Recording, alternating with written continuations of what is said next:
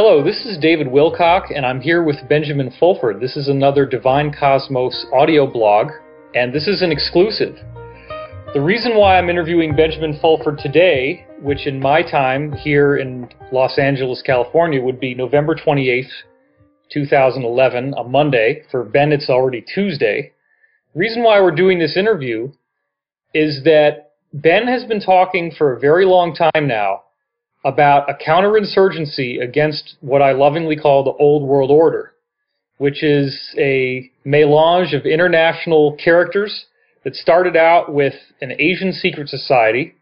For those of you who don't already know, I'd like to establish some of his bona fides so it doesn't sound like he's tooting his own horn here. But Ben was the Asia-Pacific bureau chief for Forbes magazine. He has a long history of professional, credentialed academic journalism. And as you can find out from many other interviews that he's done, some of which are on my site, he got involved into a world of intrigue when he started to trace where the money was going from the Japanese economy. He realized the economic stimulus that could be generated to the world was not being used for anything that was positive, and it seemed like a lot of money was disappearing. And that investigative trail actually led to him getting death threats and getting drawn into an Asian secret society as a counterbalance against the Old World Order guys who also tried to silence him and bribe him by offering him, I forget, Ben, was it an ambassadorship they wanted to give you or something like that? Well, they offered me at one point the job of finance minister of Japan. Finance minister of Japan, right. They also, believe it or not, offered me General Electric and General Motors. Really? Well, yeah. Like you would be the CEO or something? Yeah, and I guess I'm the chief shareholder. Okay. The problem, of course, is I had to go along with their plan to kill 4 billion people. It's a classic sell your soul to the devil situation. Right, they just need to lighten the load and get rid of some surplus. That's how they like to talk about it. Well, they want to save the environment and get rid of the useless eaters, yeah? Exactly. So, look, man, I've been on the internet since 1996. I've had my own public presence since 1998. And I watched you ever since you came out. And I noticed right off the bat, I believe you emerged in like 2007. Was that correct? Something like that? Yeah, it must have been around that time. Yeah. Because I'd been researching a lot of stuff before then, but I didn't feel it was safe to go out in public because I knew they would kill me. Yeah. And it wasn't until I got protection that I was able to come out and start saying this stuff. Right, and it is true that within Japan, you are a best-selling author. You've sold, how many books do you have in print, and how many units have you sold? I don't know, more than 30 books, and I don't know, more than maybe 1 million in all. I haven't kept track. But so 30 titles is very substantial. You are fully bilingual. Nobody can challenge that because there's plenty of videos they can watch of you talking fluently in Japanese. I have seen endless iterations of every type of hate comment that somebody would lob at you. And the most frequent one is that they just can't wrap their head around the story. They think that it's too implausible that these Asian secret societies would contact you. But I see that because you're bilingual, and because you are a credible financial journalist who then became a best-selling author and quite renowned for these, as you're saying, 30 books that you have in Japan, there's no other gaijin, or that's the word they use for foreigner. There's no other gaijin in Japan. There's no other white guy out there that I'm aware of who's doing what you've done. So who else would they have chosen for something like this to try to bridge over to the Western world? Sure, look, what you have to realize is that there's a couple of reasons why I fell into this particular niche. One is that I wrote a lot of stuff that if I had been a Japanese journalist, I would have been killed for. Oh, really? But because I was a foreigner working for a visible magazine like Forbes, I was off limits. And this is stuff that would have rattled the chains of the government, or stuff that would have insulted the emperor? What are we talking here? I'm talking, in essence, I'm talking about the secret colonial government here. In other words, right. They've been using a network of North Koreans and gangsters and bribed the Japanese, and they've been using bribery and murder to make this country a colony that only is an independent country on the surface. Now, I want to get back to that, but briefly... Okay, but let me just tell you how I got involved in a really short summary. Basically, I started writing books in Japanese, and this was what year approximately?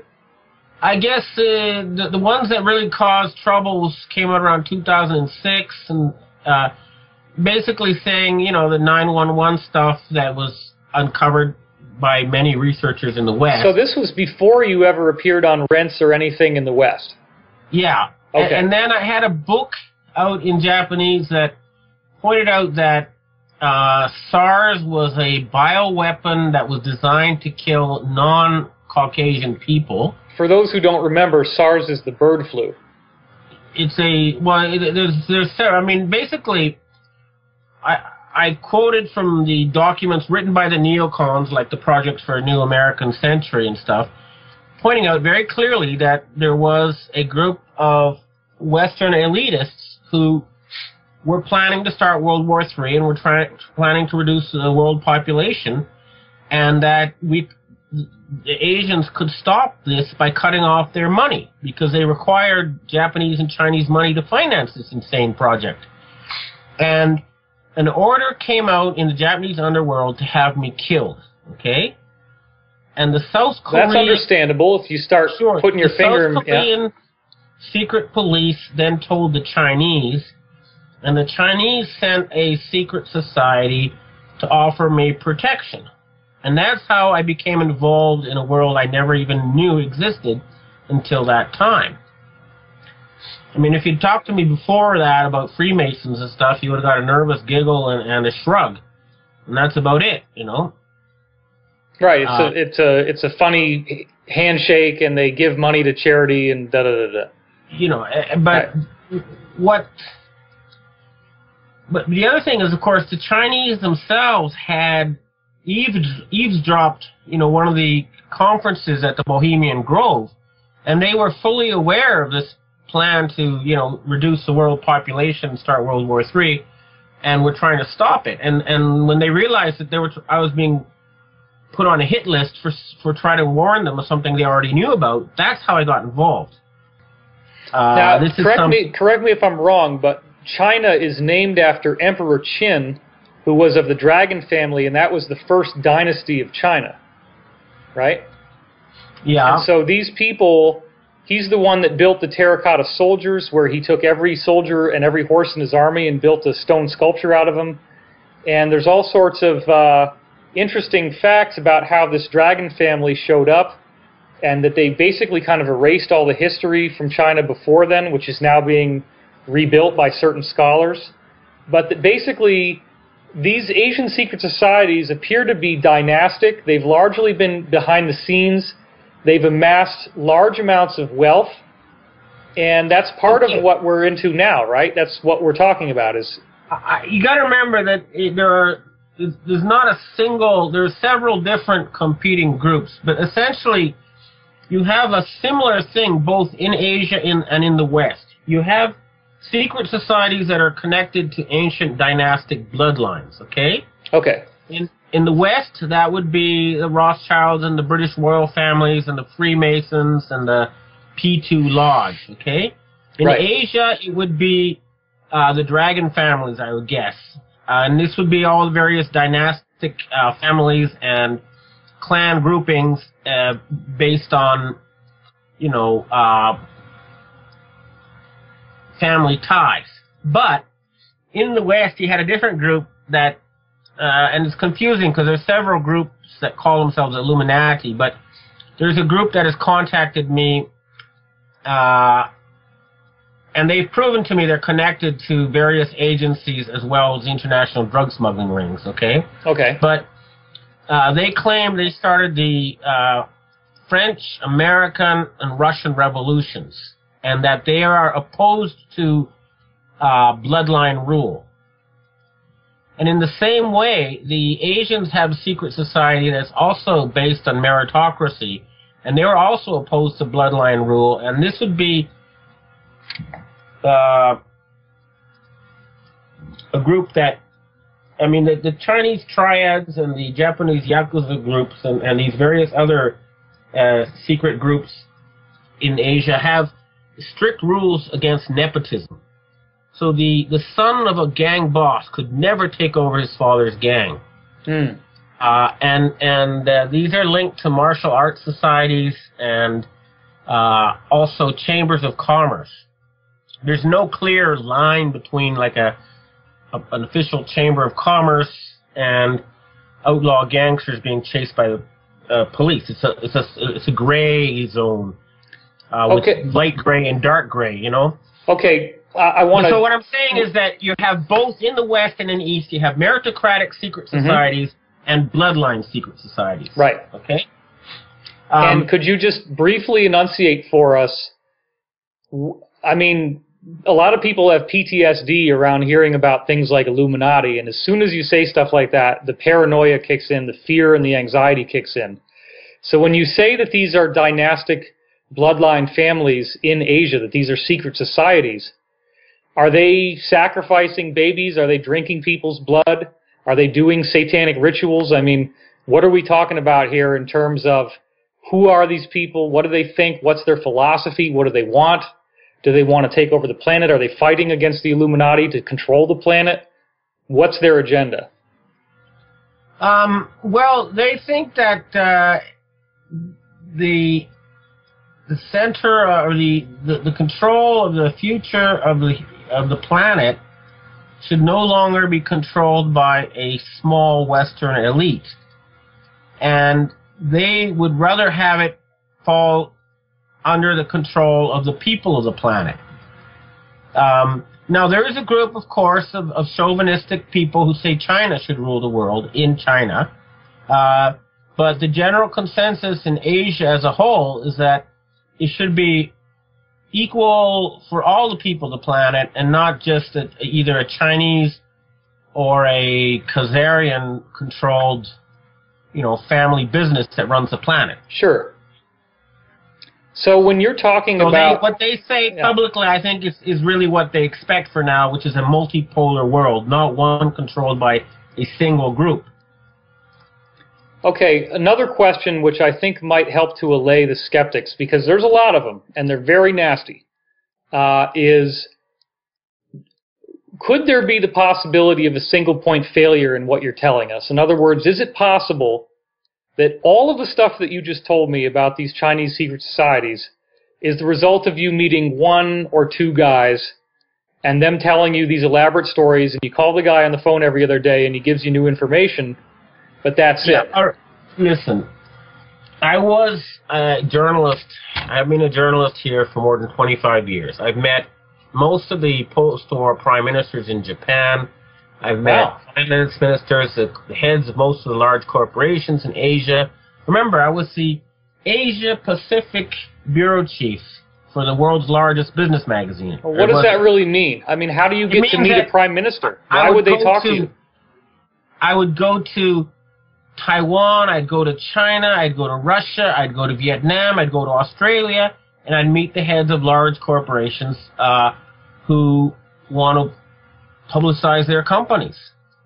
Well, what I'm trying to say is that... Were you selling advertisements? Hundreds of people, but also just more recently, since quitting that job, I've literally, my sources run into the hundreds, and I know the bosses of the triads, the Yakuza gangs.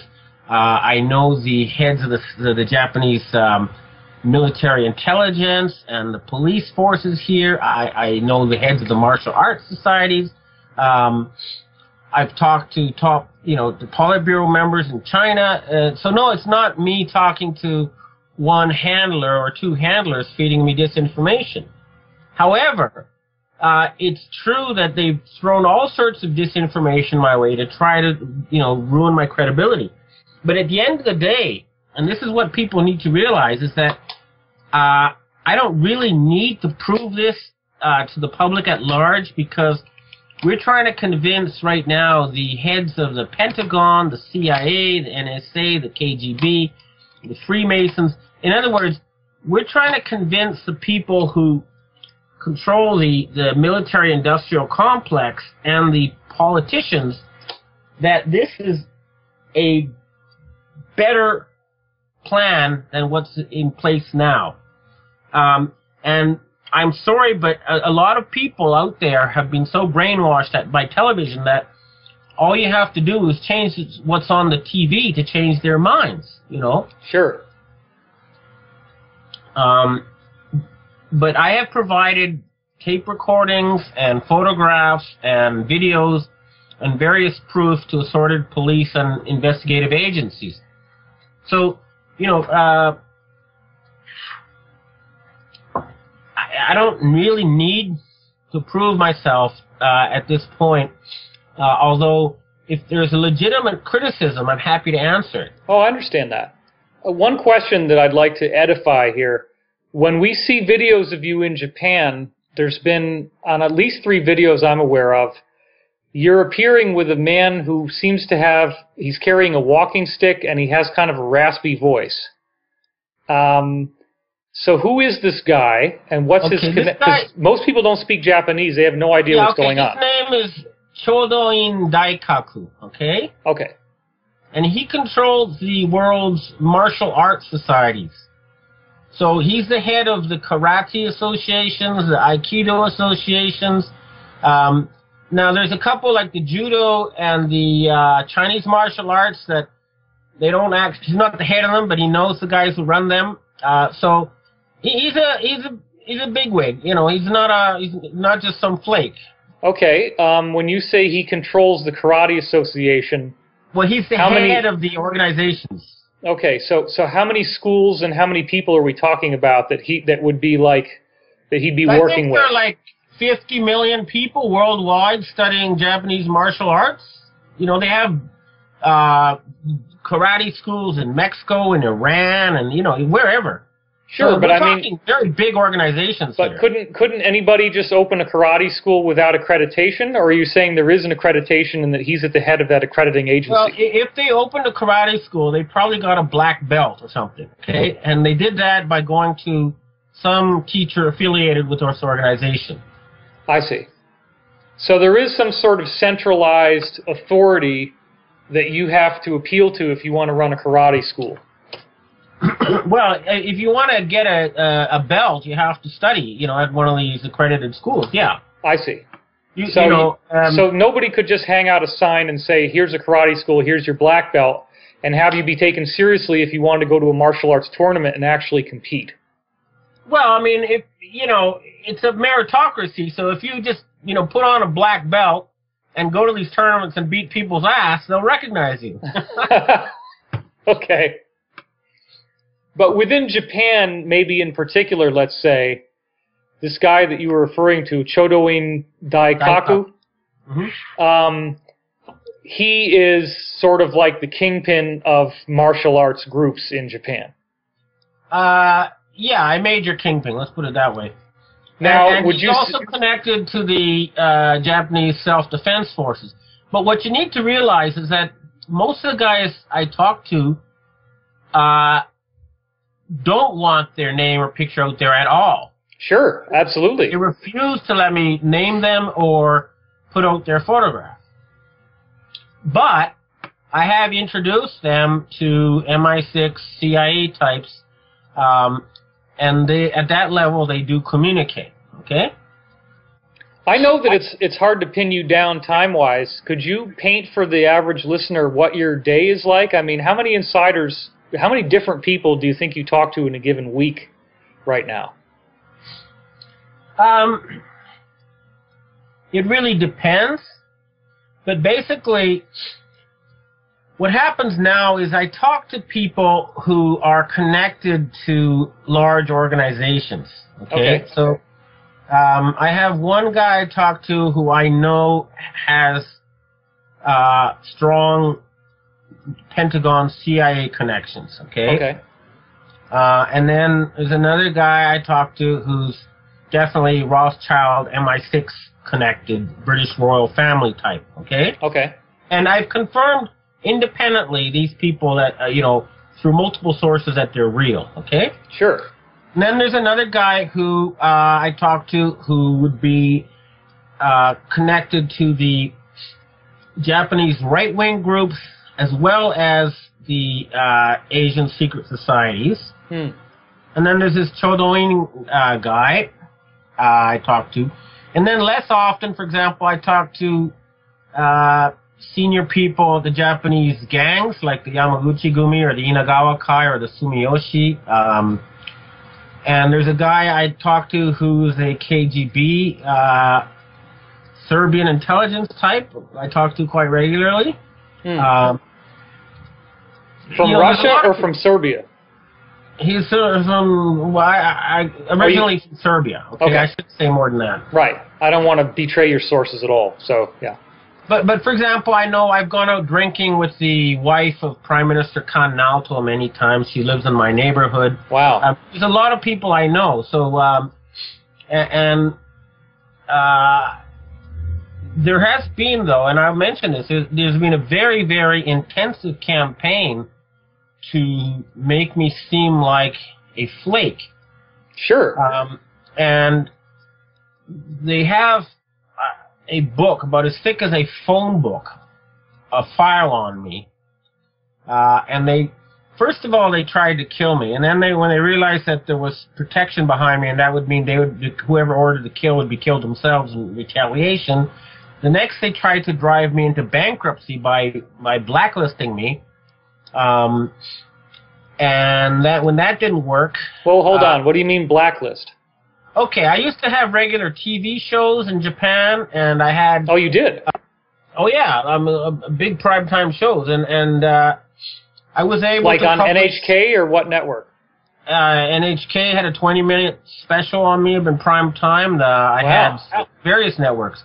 But the point is, I was also able to publish stories in places that major Western media, but I got put on a blacklist. Around what time was that? What year? That would happen, I guess it started around 2005, 2006, after I left Forbes and started writing stuff about 9/11. Yeah. That would be about it. So 9/11 was your first major book that you put out? Was that was your first book as a magazine articles? And then I was holding press conference at the Foreign Correspondents Club, explaining why I was writing about 9/11. Just trying to get publicity in the Western media. And that's when I realized that either they were scared of losing their jobs, or they were working for some agency and only pretending to be a journalist.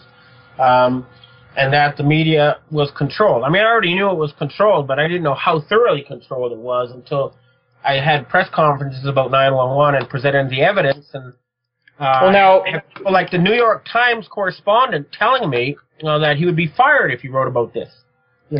So your opinion about 9/11 is obviously not Arabs with box cutters. Could you synopsize what was your conclusion that got you in so much trouble? You're obviously not supporting the official dogma around 9/11. Well, I think the short story is that it's that slogan. It was an inside job. The problem, the evidence is overwhelming, that it wasn't done by a small group of Saudi terrorists with box cutters. But the problem that most people encounter is that if it wasn't, then the implications are so mind-boggling because it involved such a large amount of people and so much planning and so many insiders that people go into a state of denial. Such a conspiracy was too large to be possible. And they just, their minds shut it off. Well, I also, my major in college was psychology, and I went through a suicide hotline internship, so I have the equivalent of master's just from education.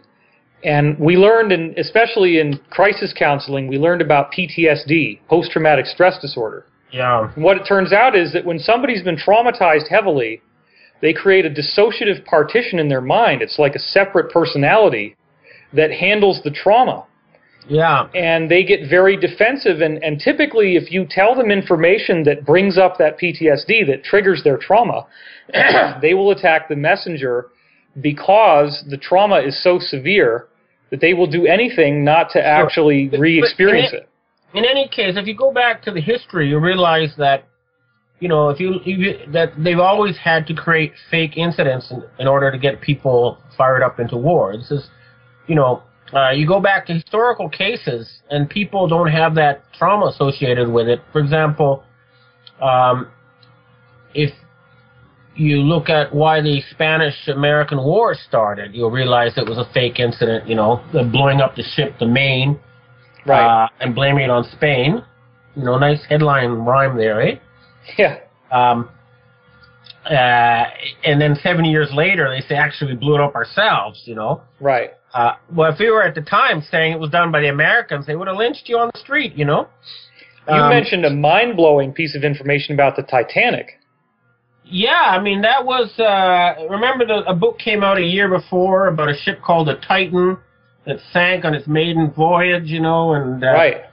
They got rid of, in one fell swoop, about 600 industrialists who were opposed to the taking over the Fed, you know. And J.P. Morgan was saying, hey, let's all talk about it while we cross the Atlantic. And, of course, he missed his ship at the last moment. And they were prevented at gunpoint from boarding the lifeboats, you know. Well, there's a lot of stuff that's going to come out. But the conclusion I've reached, and it's really quite mind-boggling, is that, you know, the story goes back to Sabbatai Zev, a self-described messiah of the Jews who lived in Turkey about 300 and some years ago. Mm-hmm. And he said he was the messiah, and that it was the job of the Jews themselves to carry out the prophecies of the Torah, and that we shouldn't wait for God to do it. And the Sultan of Turkey had him called up and said, if you really are the Messiah, then you know, do some miracles, and if you can't, either you to convert to Islam or we'll execute you. And so he couldn't perform the miracles, so they pretended to convert to Islam, and instead they worked on subverting the Turkish government from within, and that was the Young Turks eventually. But the Rothschild family— Did that become the Ottoman Empire, or is that something different? That was what undid the Ottoman Empire. Gotcha. That became Ataturk. Ataturk was one of their members. Okay. The founder of modern Turkey. Yeah. You know, there's hundreds of pages and documents and stuff to back up what I'm saying. I'm not just talking out of the side of my mouth here. Right. But the point is that the Rothschilds liked this idea, and so you had this group, this about 1 million member sect that believes the prophecies are inevitable, they can't be stopped, and they're actively working to carry them out. This is the really mind-boggling part of it, because it's just, you know, it's just too big and too ridiculous for most people to comprehend, but the evidence is overwhelming. And the point is that these prophecies call for, at the end of they call for a huge battle between two great nations, Gog and Magog, Armageddon. Right. And that 90% of humanity would be killed in this battle, and then the remaining 10% would be enslaved by the Jews, who would each have 2,800 slaves. You remember, I've got Jewish ancestry on both sides, so I'm not... Well, this is not mainstream Jewish thinking. This is this particular sect, okay? Right. Which would be Sabbatean Jews? Yeah, Sabbateans, I call them. Okay. I don't even call them Jews, because their belief system isn't really Jewish. Right. You had Israeli newspapers, okay, and they tried to set up this war between the Soviet Union and the West, which would have done that, and they almost succeeded during the Cuban Missile Crisis. And I happened to be living in Cuba at the time, by the way. I was just a baby. Wow. But what happened then, and this is where we get into, you know, hard financial history, international financial treaties, stuff that is very well documented in the archives, but basically a lot of the nations of the world said this is crazy, and they wanted something different. You know, I'm going to take you back a bit so people can understand what's happening now and what specific legal actions we're taking against this group of fanatics. Please do, yeah. I've read the entire 111-page document thoroughly, as if it was a contract I would be signing myself. So when we get to that, I'll be happy to dialogue with you. But go ahead, yeah, do it. I've been shown many documents related to this that nothing to do with that lawsuit. But essentially, in the 1930s, the Japanese invaded China, and their goal was to take the gold, confiscate the Chinese gold. And were they still was Japan at that time trying to create what they called the Greater East Asian Co-Prosperity Sphere? Yes, but Japan was also still linked to the British. It's complex. But essentially, there was conflicting groups with conflicting goals. You got to remember that it's not a monolithic story. There's different actors with different agendas. Well, Japan was medieval up until 1877 when Captain Morgan, stormed the Japanese shore with gunboats and basically said Westernize or die. And then Japan went into an extremely rapid, almost unprecedented industrial growth after that. Well, it was it wasn't a Captain Morgan, but anyway, the Rothschilds built up Japan as a military colony to use to dominate China. Okay. Beginning in the 1800s? Going right back. I mean, so as soon as they westernized, right? Okay. So the Meiji families, that was the Meiji Restoration where that all started. The Meijis were apparently kids, right? It was like a youth rebellion. Are you saying that the Rothschilds financed these youths and put them in power? They took over the southern clans of Satsuma and Choshu and then gave them modern weapons and used them to conquer Japan. Okay. Anyway, right, Japan was feudal. Sidetrack. That's an interesting thing, but let's get to what's happening today. Okay, great. And we need to go back to the 1930s. The point was that Japan was invading China, and they had these bandits run by a guy called Kodama Yoshio. They go into a town and they'd seize the gold and loot the treasure, and then the Japanese army would show up and say, "Oh, we hear you've got bandit problems. We'll protect you." And by that time, the gold was all being shipped off to Tokyo, and then later to the Philippines. Very clever. And the Kuomintang government didn't want their gold to be taken by the Japanese. And in 1938, 7 U.S. warships filled with Chinese gold and silver, and a lot of the gold was sent out before, too, going back to the 1920s, was sent to the United States. And the Chinese were given 60-year bonds. Let's just stick to the 1938 ones. They were given 60-year bonds in exchange for the gold they handed over to the Federal Reserve Board. Now, I just want to thread this. Are you saying that the Rothschilds, to some degree, were still behind these criminal actions of stealing the gold? There's the American families behind the U.S. Federal Reserve Board who were trying to grab gold, and the Rothschilds who were trying to grab gold. It was a gold grab with different people trying to grab gold for themselves and their groups, okay? So Japan, in some sense, was acting as a proxy for them? Yes. Okay. That's an important point, yeah. A lot of gold was shipped to the United States, and the Chinese were given lots of U.S. government bonds with astronomical denominations in exchange for that gold. Are you saying that that's when this all started? I mean, the Taiwanese took a lot of the treasure with them when they fled China, yeah? Okay. They have a museum, the museum in Taiwan, which is very famous, and there's some hills behind the museum. And every year, they change the display in the museum, okay?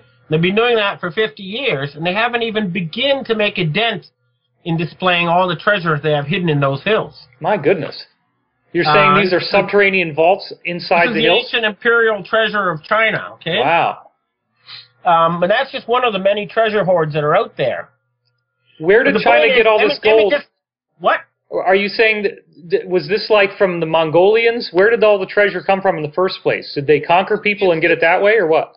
Okay, well, for example, if you look at the old archives and history books, you'll see the Romans were buying silk and ceramics and spices from the Chinese and paying for it in gold. Oh, my God. And so were the Spaniards. When they took all the gold they stole from the Aztecs and the Incas, and they spent on Asian stuff. Okay? Oh, my God. So about 85% of the world's gold ended up in Asia over the past thousands of years. I'm really getting it now. This is amazing. Yeah. Go ahead. And so part of what World War II was about was a grab for this gold. All right, but what happened was the Western powers, the Western oligarchs, let's call them, their plan was to take all the gold out of private hands in the world. And what time frame are we in now? 1938? This is starting in the 30s. Remember, 1934, Roosevelt banned the private ownership of gold. Right, allegedly due to the Great Depression and the need to... And the Jews didn't want to give up their gold. That was one reason why they were rounded up and sent to concentration camps. And the Asians didn't want to give up their gold. That's why they sent the Japanese army to come in and take it, you know? Okay. All right, so they wanted to... Because the Federal Reserve wanted to... I mean, the basic idea was Roosevelt said... Everybody who's, because some people may still not know this if they're that ignorant, that the Federal Reserve confiscated everybody's gold. Even if you had it in a safe deposit box in the bank, they looted your safe deposit box and they took your gold away, correct? Yeah, they're doing that now, too. Really? If you have gold in a safety deposit box and they haven't taken it yet, get it out. It's ASAP. Wow. Anyway, let's go back to the history. Okay. 1944, they had the Bretton Woods Agreement. And at this agreement, a gold-backed international financial system was set up.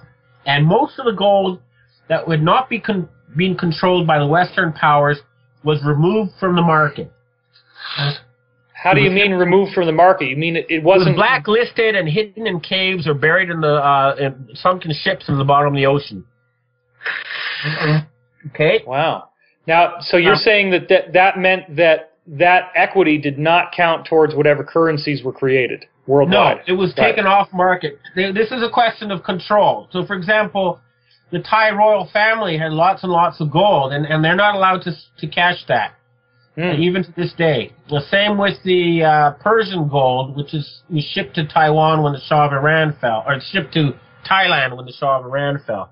But again, let's try to get to the thread. Let's try to stick to the plot here. Understood. We'll go back to this stuff later. So, 1944, Britain, France, and the United States were given a 50-year control over the global financial system.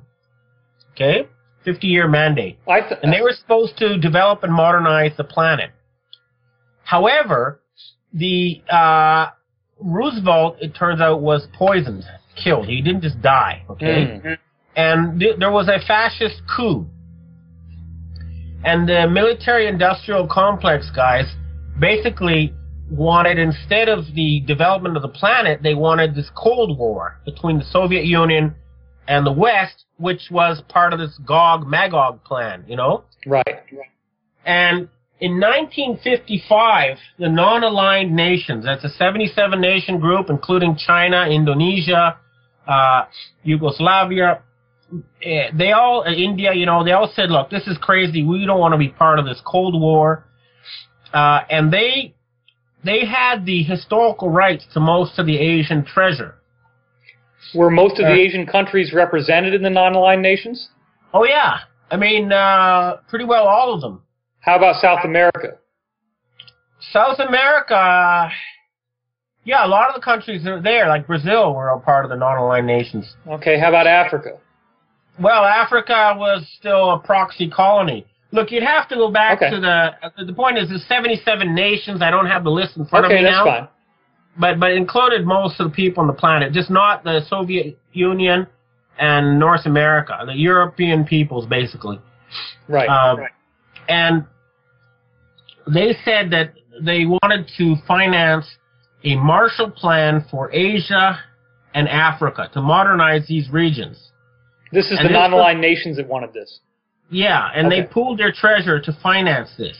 But you said this is illicit black market. There's an international treaty that people who doubt me can look up. It's called the Hilton Green Memorial, okay? Right, I've seen you talking about that. Yes, well, this was a treaty where they wanted to finance a Marshall Plan for developing Asia and Africa and the rest of the world. And they had as their asset base these blacklisted gold funds that were in Thailand? Yes, and the signatory to all this money was President Sukarno of Indonesia, who happened to be related to most of the royal families, at least in Asia. Oh, so that's why Indonesia then, is because he had a blood connection to these folks. Yeah, and then they designated him as a signatory. Okay. And when the Cuban Missile Crisis came and the world nearly went to all-out nuclear war, a guy called Benjamin Friedman came out and basically admitted about these insane Gog-Magog plans. And Kennedy and a lot of people in the U.S. said, all right, this is crazy. We don't want any more of this secret society craziness. And he agreed to work with the non-aligned nations to end the Cold War and to finance the development of Africa and Asia, and then to keep the military-industrial people happy, he was going to, send a man to the moon and do that kind of stuff. And so Benjamin Friedman, did he also blow the whistle on what was going on behind the Cuban Missile Crisis? Is that why you mentioned that? Well, he said, yeah, they're trying to create this war on purpose so that they could take over the planet. Gotcha. Okay. There's plenty of evidence for this, but anyway. Yeah. Kennedy got gold from Indonesia, and he put out Kennedy bonds and notes, dollar bills that were controlled by the U.S. Department of Treasury, not the privately owned Federal Reserve Board. And that was Executive Order 11110, right? Yeah, something like that. And he was killed, okay? And then Sukarno was driven from power, and... By whom are you saying? Who drove Sukarno? By the West, by the military-industrial complex. Okay. By the cabal, I call them. The people who own the Federal Reserve Board, these Sabbatean sectists. But couldn't the Asian societies designate a new signatory to bring these blacklisted funds online and try to create another currency that would compete with the dollar? Well, they didn't have the military power, okay? Basically, what they did is they went underground. They didn't sign over anything, okay? We have Sukarno's nephew has signed over the rights to us now, but we'll get back to that. Okay. What happened was in 1968, they set up a fake heir, a fake signatory, and... They is the Asian societies? This would be Henry Kissinger. No, this would be Henry Kissinger and the Rockefellers and all these people. The Bushes, the people behind the murder of Kennedy, the members of this Sabbatean cabal, okay? They set up a fake heir to what? Well, they forged the rights to use that money as a basis for issuing currency, for creating dollars. They tried to in other words, they didn't have the historical rights to 85% of the world's gold that was owned by the Asians, but they faked the rights. They forged documents to claim they had the rights. So they wanted to repatriate this gold that they had taken out of the market before Bretton Woods was convened. Some of it was laundered by BCCI, Chase Manhattan Bank, Black Eagle Trust, and a few other of these groups. And it was this gold that was laundered illegally from these Asian stashes that financed the black ops and the various, secret doings. Right, so this gets back to what you were saying in the 1930s, where the Japanese troops were confiscating gold from the Kuomintang, Yeah, and that was taken either to the Philippines or to Japan. At first to Japan, and then when it got too iffy, they transported it over to the Philippines. Now that wasn't kept in any type of Federal Reserve Bank for those countries. That was in some private storage. It was totally offline. Yeah, it's hidden all sorts. There's about 125 known sites hidden. Wow. How much tonnage are we talking about here? How much gold was it? What I've been told is that the story we've been all told about how all the gold ever mined in history could fit 1 or 2 Olympic swimming pools. It's a total lie. Wow. And there's at least 9 times or 10 times more off-market gold than there is officially tradable gold. My God. And some of it, like I say, was laundered by the CIA types to finance various things. Now, again, I want to take a little side trip here. What happened was one of these Asian secret society groups that I contacted was worked in the Golden Triangle during the Vietnam War. And where is that? That's the area between China and Vietnam where they were producing all the heroin in those years. Oh, goodness. And they were selling heroin to the CIA, and the CIA was selling heroin to finance their black ops. So they had quite a markup off of the original price they were paying. Well, anyway, it was a big business that was out of the control of governments, you know. And what happened was the Asians contacted their old CIA contacts and said, "What the hell are you guys doing? Why are you spreading diseases and trying to start World War III?" And a lot of those old CIA black ops types actually came forward and started helping us, which is kind of ironic, but still welcome, you know. Well, maybe they're trying to avoid the hangman's noose or something, right? Well, also, I think they realized that they were being fooled into, you know, by this fake anti-communism, and they didn't like being fooled and used, you know? Yeah, I did speak to one guy who worked in the CIA and actually worked with one of the recent American presidents in cocaine smuggling. And he explained to me in quite some detail the rationale behind why they felt it was necessary to control the flow of cocaine. And they have all these rationalizations about, oh, you know, we don't want people to die from bad cocaine, and if we can control it, then we know exactly where it's going. With bank accounts, all this money, you know. Right, exactly. Which helps kind of lubricate your conscience a little bit, but still. Anyway, let's get back to the main flow. So in 1994, the Bretton Woods mandate expired. And you said it was a 60-year commission that was started in 1944. Yeah, it was a 50-year commission. 50-year, okay. And before that, they stole the money from the foreign holdings, the dollar holdings of the Soviet Union. I'm sorry, I want to ask you one dumb question, though. Brett, you're saying 1944, but it's my understanding World War II didn't end until 1945. Yeah, but the Bretton Woods Conference was in 1944. They already knew what was going to be the result. So, I see. Okay. That's just, you know, that's open history. Bretton Woods is no big secret. Okay, no problem. So you said that the mandate expired in 1994 after 50-year term. Yeah, and it wasn't renewed because they said, hey, France and U.S. and Britain, you didn't modernize the world. You didn't keep your promises. Now, who's the they in this case? It would be all the other countries. Remember, there's like 200 countries or something that have sovereign rights still. So they would have to ratify the agreement to get it to renew. They'd have to sign off on it. So there's been no real agreement at the top of the global financial system since then. And so then the only reason why it hasn't changed any faster is they don't have the military muscle to do anything about this. Well, that's what part of it. And Clinton, President Clinton, you know, he started. These guys were thinking, to hell with it. We're just gonna start World War III and get ourselves out of this mess by killing everybody. And Clinton started off by allowing 100 times leverage. You know, like gambling 100 times. So $1, you could buy $100 worth of tickets. Right. And, you know, if it goes from $100 to $200, then your $1 is multiplied 100-fold.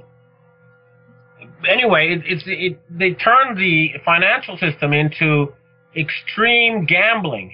Were they using these confiscated gold accounts from the Kuomintang to back that up? Or yeah, it was all backed up. They didn't have any legal backing anymore, but they were going ahead with it anyway. Now, what happened was, in 1998, the Chinese, they sued the Federal Reserve Board. They said, hey, you've got to give us back our gold. We have these contracts. We gave you the gold. It was 60 years is up. Give us back the gold. Why would they have waited 4 years? Why 1998?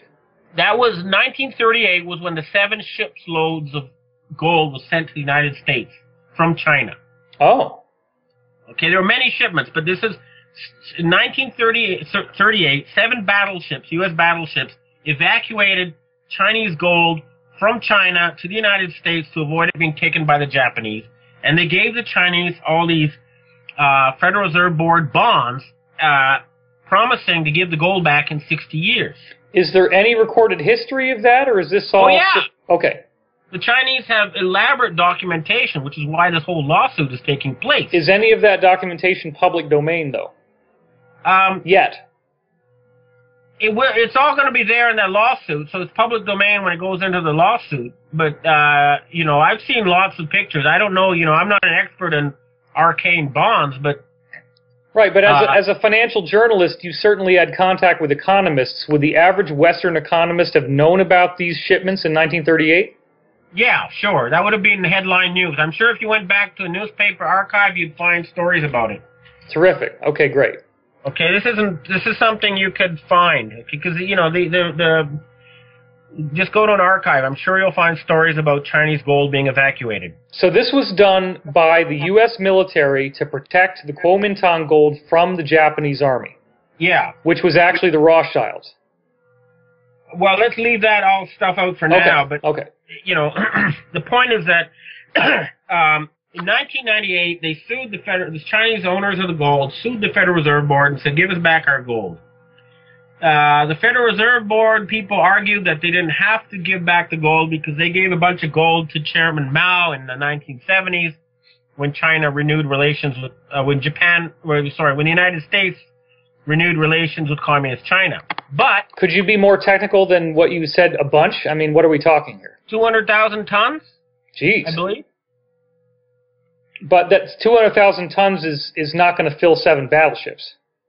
Well, that's sort of the point. They lost the case. Right. The International Court of Justice said, you know, you guys have to give back the gold you took.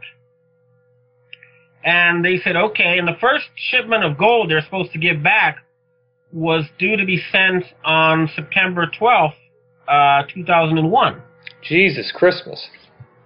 And, of course, what happened was, as you know, the World Trade Center got blown up on September 11th, and the gold that was in the basement went missing, and Cantor Fitzgerald Securities, the company that was handling the paperwork, was blown up, and all 600 of their employees were killed. Was that in Building 7? No, this was a World Trade Center building. Oh, okay. And the Building 7, where the, you know, the Treasury Police and all these people was blown up, and all the paperwork there was blown up. And basically they said, we're not giving back the gold. So it leads one to reason that if charges were placed in the World Trade Center when it was constructed, I believe it was constructed in the 70s, right?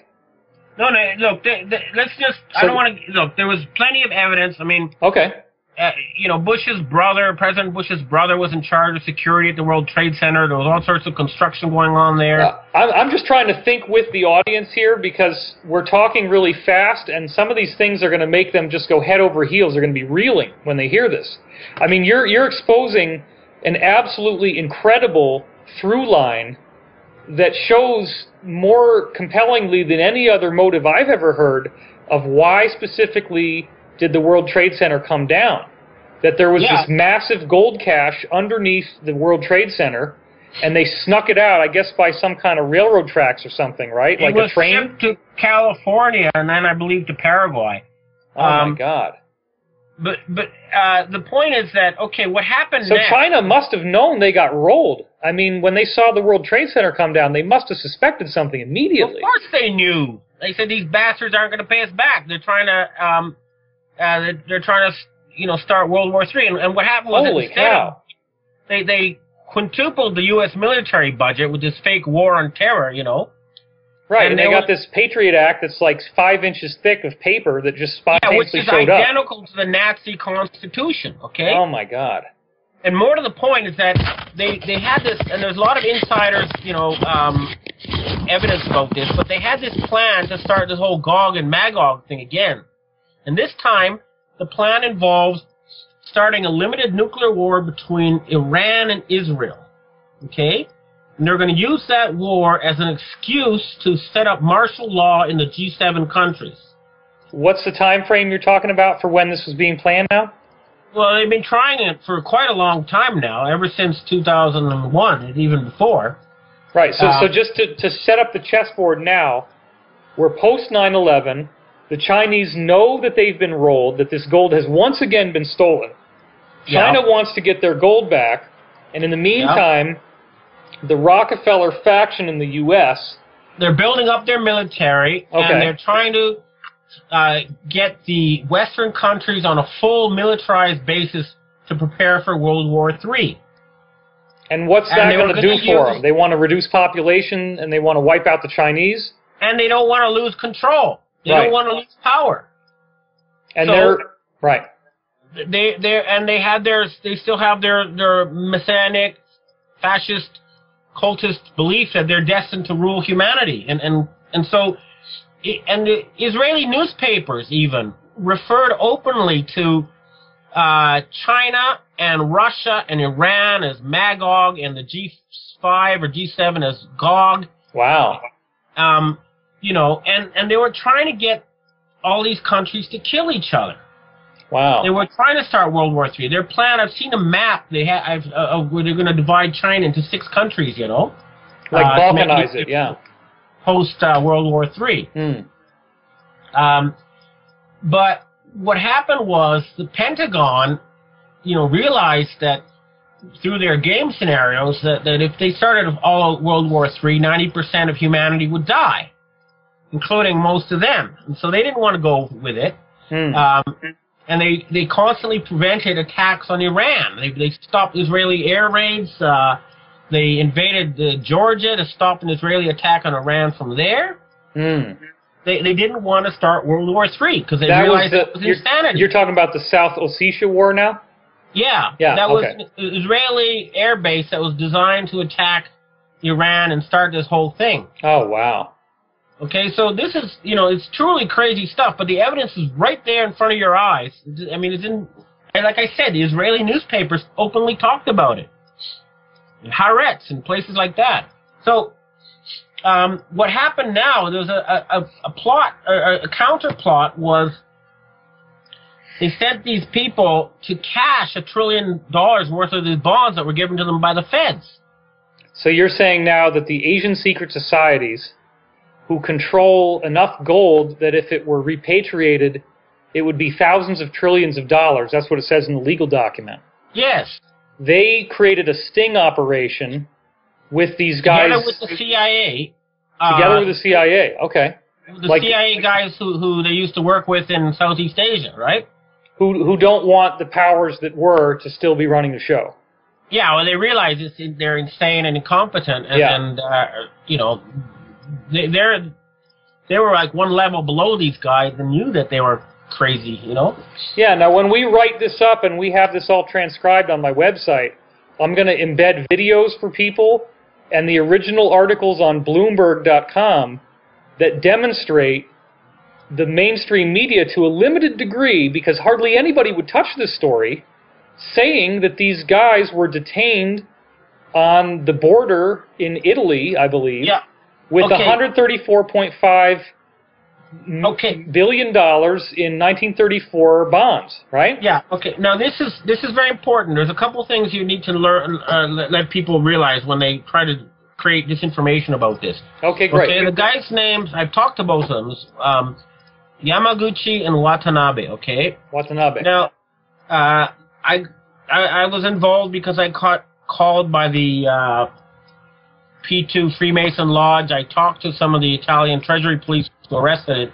First of all, they said that the bonds were forgeries, okay, but neither Watanabe nor Yamaguchi were arrested. They were let go. And then the Italians said that there was a trial, but there's no record of a trial, okay? There's no record of these bonds being officially confiscated, but we do have evidence that Prime Minister Berlusconi tried to cash them, and we do have, you know, evidence that Ban Ki-moon, the head of the UN, came forward and said, we'll give you $100 million to go away and forget about this whole thing. Jesus. We have the Davos World Forum. In other words, we can prove that the head of the UN, the Davos World Forum, and Prime Minister Berlusconi, among others, were involved in this theft. And that is a provable case. It's not, you know, these people were followed, they were recorded, they were videotaped. This is all provable in a court of law, which is why we went through a lawsuit. Okay, let's get one thing clear, though, and that is that these bonds were generated in 1934 by the Federal Reserve, but in 1934 they made sure that if China ever actually tried to use these bonds, that they would appear fraudulent when they were tried to be cashed. Yeah, there's a lot of, you know, there's deliberate typos, and then the numbers themselves are astronomical. They don't, you got to understand that there's two financial systems in the world, okay? There's like the stuff that's on the books, and there, according to the official government statistics, world GDP is $63 trillion, right? Mm-hmm. And then we have these bonds which are supposedly worth $371 trillion. You know, it just, there's a disconnect. What bonds are worth $371 trillion the exactly? Total amount held by the Dragon family, the 85% of the world's gold and treasure. That's how much it was assessed at. Okay, so this is the stuff that was blacklisted. Yeah, and the stuff that prior to Bretton Woods, nephew gave us power of attorney to sue over, you know. And that power of attorney was given specifically to Neil Keenan, as cited in your document. Yeah, and Keith Scott. Okay. And that's just to say, hey, you guys stole gold and treasure that doesn't belong to you. And what makes his lawsuit scary to the people who run the financial system is that they have now the legal right to open what's known as a black screen.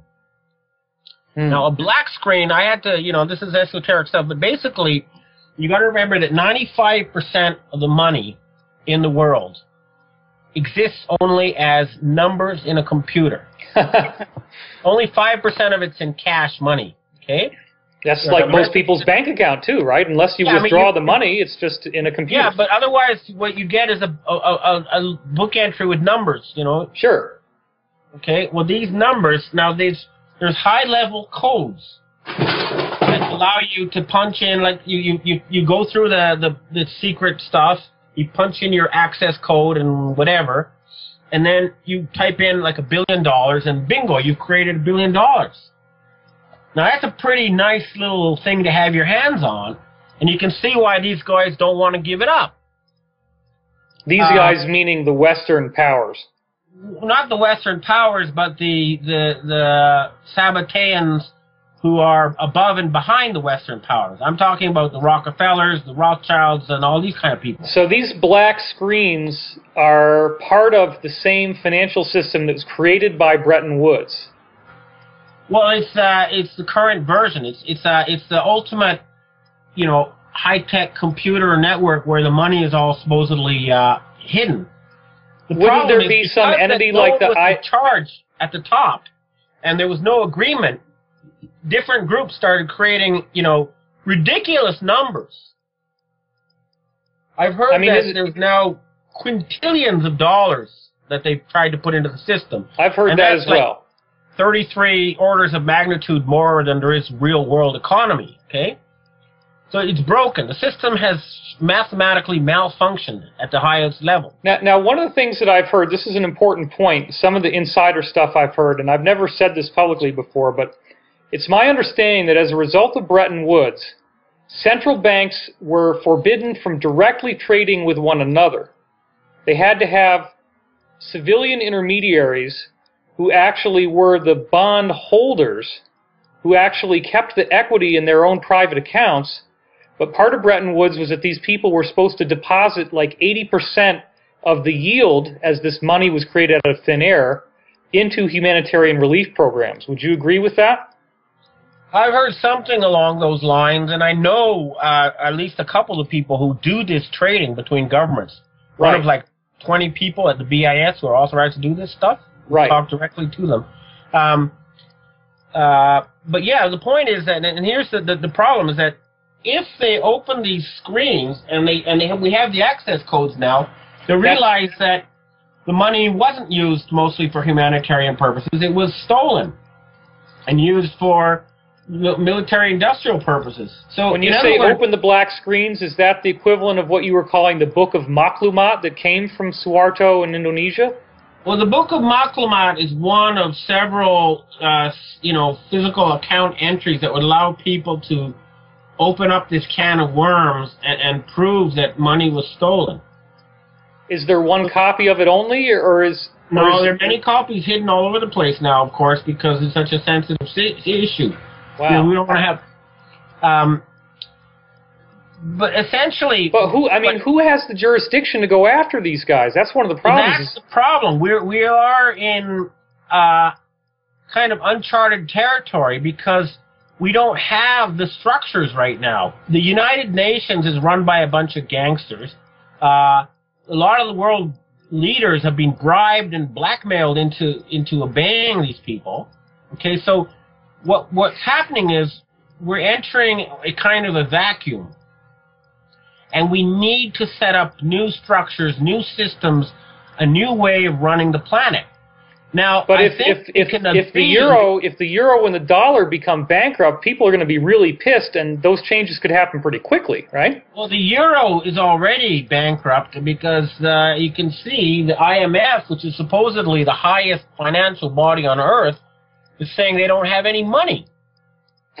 Now that's, when Russia went bankrupt, it was the IMF that bailed them out, and now the so-called IMF doesn't have money. That's because they don't have a legal mandate. It expired in 1994. Okay? They're just a bunch of people claiming to have the right.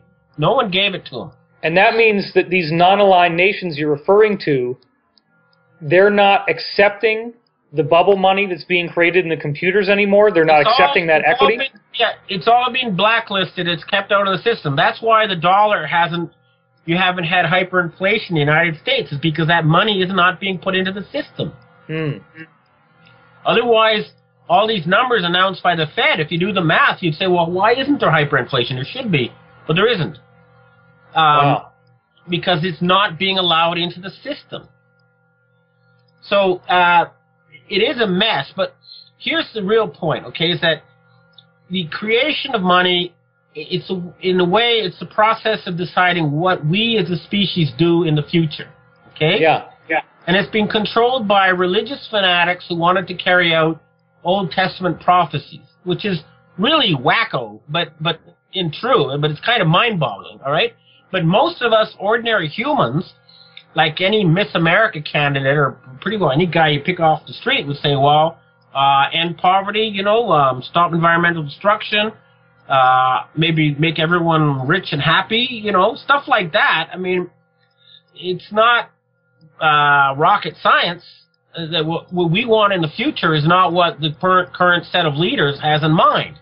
Yeah, we want World War III and killing 4 billion people and rule of elite over a slave population. Well, we don't want that. But right, you're actually saying that because we've revealed something in this interview that I've never heard you say publicly before, and that is that the amount of gold that's here, it's like all of the confiscating of the Roman Empire that pulled it out of these ancient places where it already was, that it all somehow made its way over to China because of silk trading and this and that, and opium. Asia. Spice, okay. Silk, ceramics. Right. So there's this massive amount of gold that could put us back on a gold standard where currency is tethered to something of real value. Yeah, the problem with the gold standard is if you talk to the people, and the one group that supported us are the people who used to control the gold. Because, you see, as far as they're concerned, the golden rule is he who has the gold makes the rules. Yeah. Well, that's not really a viable alternative to fiat money, if you ask me, okay? True. What I personally support is we need multiple different groups that have some kind of planning function, you know, into the future. And whatever they do has to be based on stuff that exists in the real world. There is a discipline in reality that you cannot escape. If you grow wheat, that wheat exists, and then you can put out a receipt saying, hey, this is good for wheat. But if you just put out a receipt that's backed by nothing, it doesn't exist. Right. It's just a fact of nature. Right. And what I've supported is I came here when, you know, back in the 80s when Japan was #1 and it was the country of the future, and they had a system which I thought was the best we've seen so far on this planet. They had what was known as an economic planning agency. And they would draw up an idea of where we want this country to be 5 years from now, you know. And everybody would be consulted, and people would say, we want more roads, we want more sewers, we want more schools, we want to have a space station, whatever it was. And then they would draw up detailed plans. The Bank of Japan would go around and figure out how much money they could print that was backed by real stuff without causing inflation. And, you know, backed by real stuff, it means real estate, gold, rice, anything real. And then they would, private industry would actually carry it out. And what they had was they had fast economic growth for decades, very fast, close to 10% a year. They had the lowest gap between the poor and the rich in any developed country, and probably any country on earth. And it was the Americans who came in and bullied them and forced them to dismantle that system, which was why they've had stagnation for the past 23 years. The Chinese are still using a system similar to the old Japanese system, which is why they still have fast economic growth. Wow, okay. So what I'm saying is that you need some people who are selected because they're very smart, because they passed a good exam, who are given the job of carrying out people's wishes in a realistic manner. And so everybody says, this is what we want the world to be in 5 years. And then these guys try to make it real by you know, focusing on numbers and stuff that can actually be done. Now, I'm not saying we want a single planning agency for the whole planet. I'm saying this could be one of many competing groups trying to create new projects for the future. Sure. The CIA guys and these people I've talked to, and the Rothschild faction that's helping us, they want their own new offshore centers where they could carry out their own plans and projects for the planet. And that's fine. I don't think we want a centralized, you know, control network. But we do need to make sure that anything that does exist is disciplined by reality. It has to be based in something real. Like, the system should be that if someone takes a log and carves it into a totem pole, they've created money. Yeah. You know, it shouldn't be some guy with a computer, you know, some powerful oligarch with a computer punching in numbers and acting like God, which is what we have now. You know? Sure. And the other thing, of course, is that if you look at reality right now, the fact of the matter is that the European countries and the United States and Australia, they have been getting more stuff from the rest of the world than they've been giving. That's just a fact. And that right. means the only export they have really is financial products, which basically is just bubble money. And weapons. You know? Weapons, right. But you know, the United States has the world's best universities still. They have a very intelligent, well-educated, hard-working population, and they have all this high-tech that's being suppressed for so-called national security reasons. Right. So we can get these scumbags out of power in the Federal Reserve Board and free the American people. The potential for a boom such as never been seen before is right there. It's ready. But first, we have to let the old system collapse. These guys are not going to go quietly into the night. They're threatening war still. They're still trying to attack Iran. They're still threatening. I've had reports now that they're planting nuclear bombs in the seabed off the shore of Tokyo to try to create another tsunami here. Jesus. They're up to all sorts of nasty stuff, and we have to stop them. Now, you've said before that one of the enforcement arms that could come into play now that you've driven the wedge with this lawsuit is the Pentagon, the good guys in the Pentagon, could at some point actually do mass arrests at gunpoint of, as you've said, I believe most of the House of Representatives and the Senate, because these guys have private accounts in the Vatican Bank and they've been bribed, right? Yeah. I mean, so you're talking about media heads of the top 5 media companies that have been controlling the media to promote this agenda?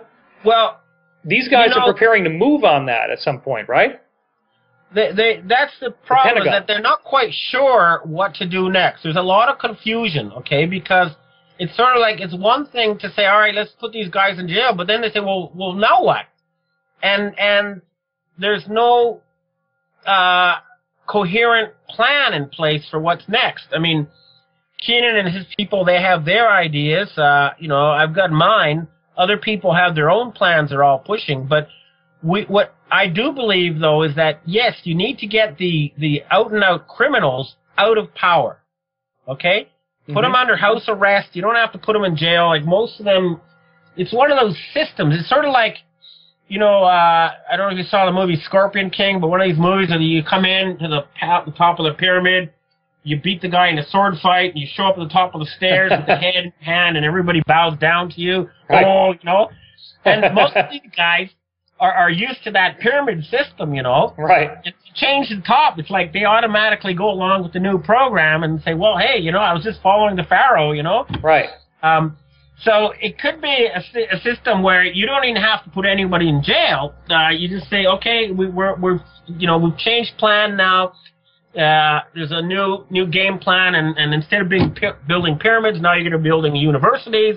And they'll say, okay, let's go for it.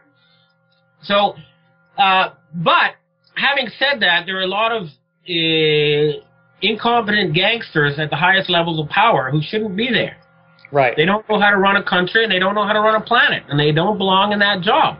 And I mean Obama, among others. His record proves it, Well, I think he's folded way too many times to the pressure groups around him. Okay, he's a puppet.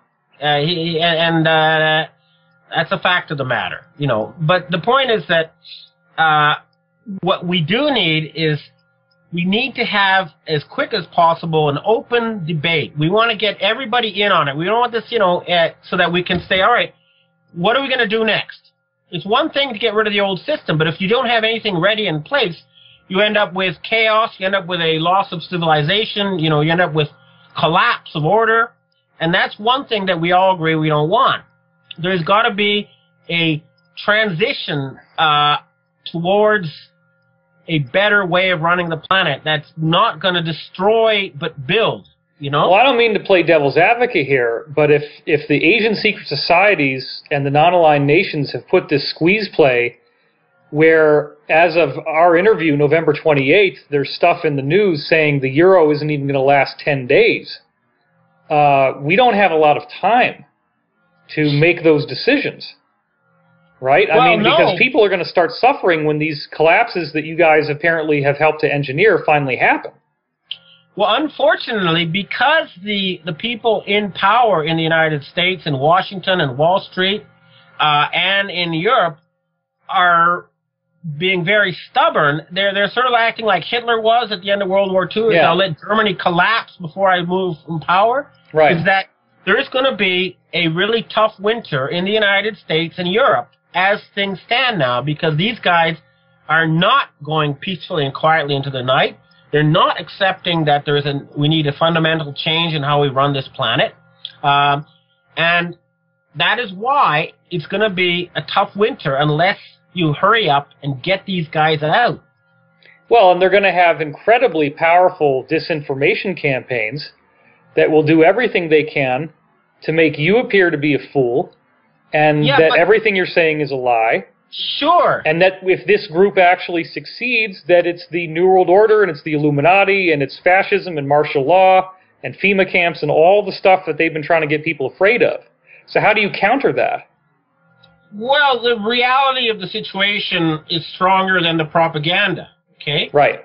I mean, they can talk all they want. It's like they say, well, now I've got $1 quadrillion, $1 quintillion. See, it's in my computer. All right, go try to spend it. See what happens, you know? Right. See how far you get with that. When Bush, Bush was trying to flee to Paraguay and they stopped him, okay? Let's see what happens when he takes his black card or whatever they have and goes to the store and they say, sorry, can't buy anything. These guys will be just street trash once their money is frozen, and it's being frozen. Well, now you had said before, I mean, right now you're saying there isn't really a consensus with the Pentagon in terms of when or if to do these so-called mass arrests. I don't know. Look, what I do know is that the Pentagon people always told me they're waiting for this lawsuit to be a trigger, okay? Okay. And now there's a lot of, okay, well, it's there. We understand that the system is rotten and broken, but we're not quite sure what to do next. And there's a lot of behind-the-scenes negotiating and talking and running around. And as things stand, unfortunately, it looks like things are going to have to get more chaotic before these people's minds are concentrated enough that they're ready to start building new systems, new agreements to share this planet. Right. But the basic one that I have said as an operating principle is that Western and Asian civilization needs to start out with an exactly 50-50 deal that underlines whatever it is we start building on top of the old system. We don't want suddenly, Europeans and Americans to be taking orders from Asians, and the Asians are tired of having Europeans tell them what to do. We need to have a forum where we reach a consensus. We both agree, yes, that's a good idea. Build a space colony. Okay, good idea. Let's do it. What side would all the Islamic countries be in that 50-50? The Islamic countries are basically with us, except for a few colonies that are still, controlled by the cultists pretending to be Muslims. Okay. Okay. But essentially, they're just afraid of ending up the way Gaddafi did, and so they're keeping their heads low. But they're essentially with us. Okay. And what we really need to do now is to get the Jewish people to realize that their leaders, a lot of them were part of an insane cult, and that they shouldn't allow those people to speak for them as a people. Because these are the same people behind the Holocaust, Right. The atrocity is too boggling for most people's mind to even wrap around. Exactly. That's what they were counting on. It's just too big for people to wrap their minds around. Now, but all this is provable, Right. And I think that one thing that I want to make sure we cover before we would end this interview is this presentation now of this legal document, which the law firm that's listed on the document is Bleakley, Platt & Schmidt, LLP in White Plains, New York. The principal attorney behind it is William H. Mulligan, Jr. I've been to their website. They are definitely a very bona fide legal firm. I haven't actually called them yet, but I plan on calling Mulligan and asking him just to verify that this suit is real. But I mean, it's a hyper-complex document. It's loaded with numbers, documentation, with names, and I'm still on the receiving end of tons of hateful comments that people make towards you. And I would hope that this document will do a lot to allay those concerns, because it is very comprehensive. Yeah, well, look, this is just, I mean, that group, you got to remember, that's the people behind that lawsuit are an important group within the West that support, the move towards a more sane international financial system. But they're not the only group out there. A lot of people know that something's wrong and something new needs to be done. But what like I say, it's a situation right now. My understanding is that chaos is the best word to describe what's happening now within the leadership circles of the Western world. And I would even include Japan in that. Okay, there's a lot of confusion. People don't know what to do next, and it's important to have a lot of open debate and truth disclosure so that people can make informed decisions. I don't think this should be handled behind closed doors anymore. I think it should be open to the public. Right, and regardless of this... But yeah, I mean... Go ahead.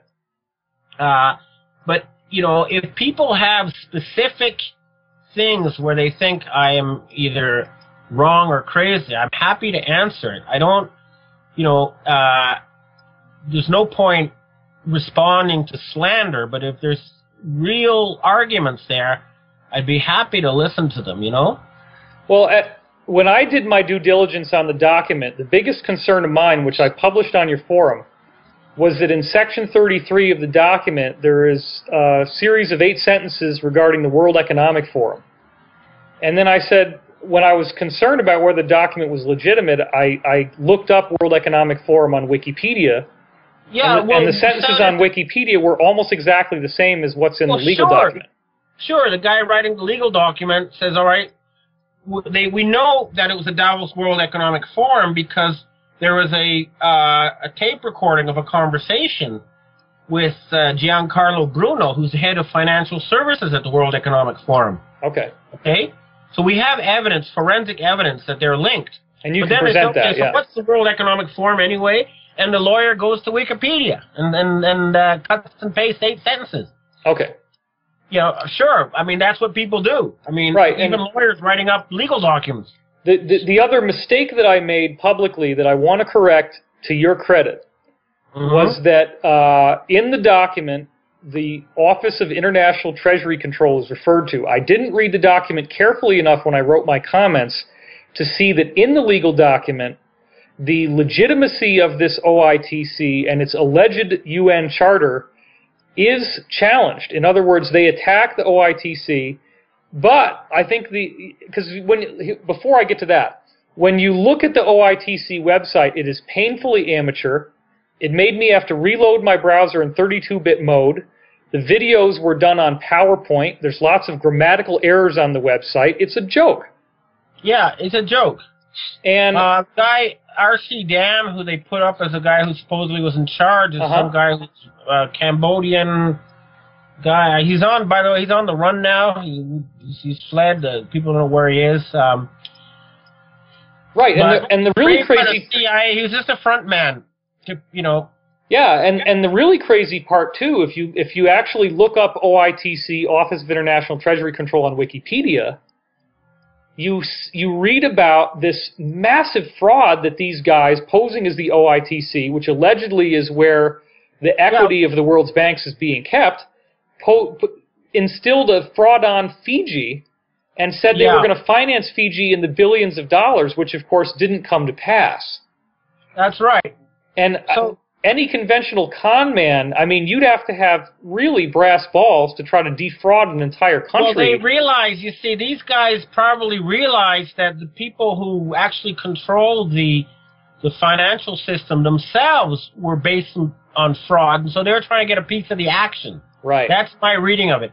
But what I do want to emphasize is that, you know, even though Keenan and Scott have power of attorney right now, they shouldn't be put in charge of the planet all of a sudden. You know, we need an open discussion involving lots of people, and that discussion is going to take place at the forum of 117 nations, the Monaco Accords, who have agreed to set up a new financial system, and we need to get the G5 nations and their satellite countries to participate in these discussions so we can, as quickly as possible, come up with new global structures to replace the corrupt and rotten UN, World Bank, BIS, and IMF with something more representative of the people on Earth. And I don't mean a global government. I mean a common set of rules for the planet and we all share, the air we all breathe, the oceans we all use. Not some centralized New World Order control grid. All right? Absolutely. Now, is the Malaysian War Crimes Tribunal that found Bush and Blair guilty of war crimes, is that in any way related to this 117-nation alliance? It's just another sign that humanity is waking up and they're tired of being controlled by this criminal cabal, but that no consensus has been come up with what to do next. However, I can say this.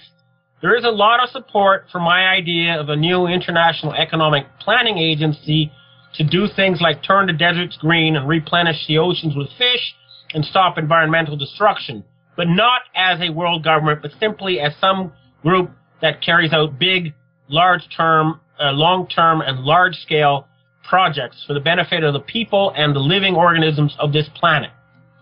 Yeah, and I think that a lot of the people in these groups, they don't want to be working for the bad guy. They want to save face. Exactly. And they all want to save the planet. So let's do it.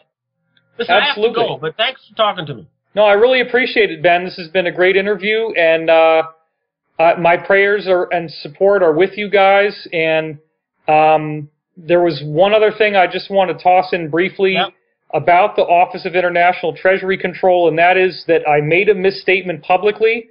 When I went back and read your document, the document clearly states that this was a fraudulent organization, but that the UN is at fault because they allowed this organization to continue to prosper without ever publicly refuting their alleged charter. Ban Ki-moon himself, the head of the UN, is using fraudulent documents as we talk to try to take over African countries, just like they're using the same fraudulent documents to try to take over Europe. My God. Okay? Now, he's citing 7 families as his authority, and the 7 families, of course, are the 7 families that founded the Federal Reserve Board. Oh, my God. And they have no authority. They're a bunch of crooks and gangsters. And we need to kick the bums out. All right? Thank you very much, Ben. But I don't want to end on a bad note. What we really need to do is end poverty, stop environmental destruction, and create a wonderful new future for the planet and the species on it. Well, we're all behind you, and we look forward to the next update. Thank you so much, Ben.